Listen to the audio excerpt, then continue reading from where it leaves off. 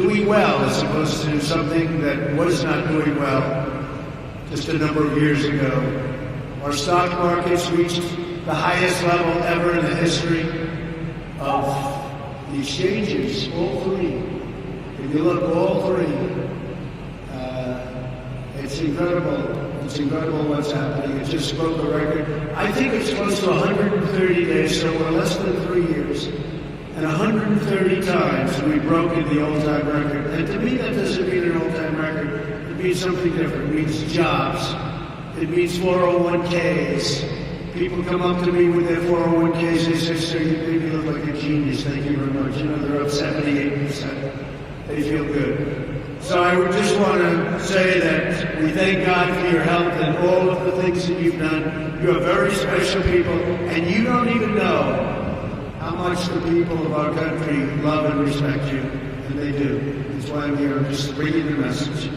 The courageous American warriors in Afghanistan and across the region are leading the fight to vanquish America's enemies and defeat forces of radical Islamic terrorism. I would say it so often during the campaign, that's what we're doing.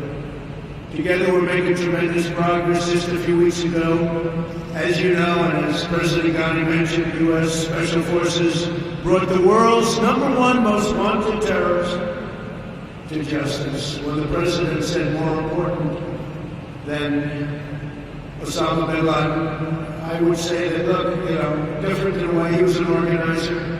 Al-Baghdadi was an organizer. He was the founder of ISIS.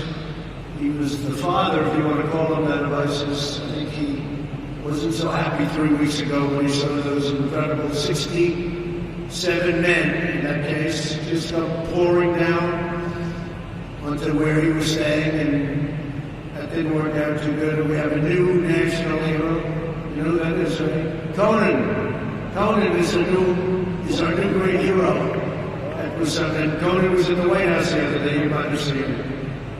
And it was something. But the animal known as al-Baghdadi, the founder, the leader of ISIS, the man that was trying to reinstitute ISIS, because we have 100% of the ISIS caliphate in Syria is now ours. He is dead. His second is dead. His third, we have the sights of the third. I think the third doesn't want the job. The third said, you know what, maybe I'll go work in a store or something. But Baghdadi was a savage and soulless monster who raped, tortured, and slaughtered the innocent, including many, many Americans. When you saw those folks, those great people, in the orange jumpsuits, oftentimes standing on a beach with a thug behind him and a big knife.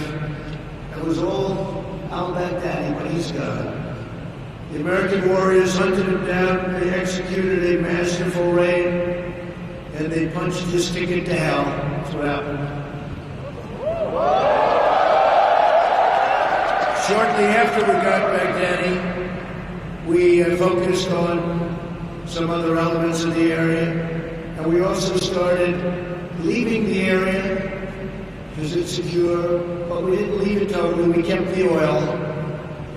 Makes sense, right? I've been saying for a long time, keep the oil. I hate to say it. I used to say it with a place called Iraq, too. Keep the oil. They didn't listen to me. I was a civilian. They didn't listen. Now they have to listen. But we kept the oil. And we kept it, and we can help the Kurds, we can help our partners, we can have it developed. That's where they got their wealth, that's where they got their money, we kept it.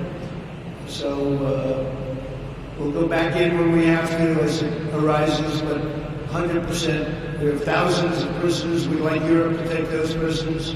They have not stepped up to the plate at all. Many come from France, many come from Germany, they come from different countries in Europe. They have not stepped up to the plate. That's not good. We have to talk to them, John. They should be taking those people back and trying them. And if we didn't do it, they'd go back to France, and they'd go back to Germany and to UK and to all of the places where they came. That's where they want to go back. And they should take them. Weeks ago, we also announced that the forces are They're coming back home. We're reducing over here, but because of technology and all of the things that we have, we're able to reduce in Afghanistan, very substantially actually reduce, and do even more devastating attacks on the enemy. So that's part of the $2.5 trillion that we have coming. Finest equipment in the world. We build the greatest equipment anywhere in the world by far. And we're selling that equipment now to many, many countries that are our allies. The enemies who decide usually not to do it. History has said, don't sell the good equipment to the enemy.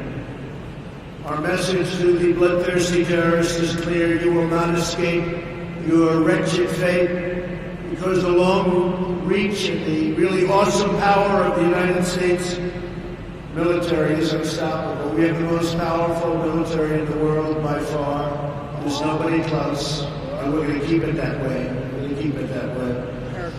This evening, as millions of families sit down at their dinner tables back home, they'll be saying a prayer for the men and women serving our nation in Afghanistan and deployed all around the globe. Great men and women all around the globe. Many are coming home.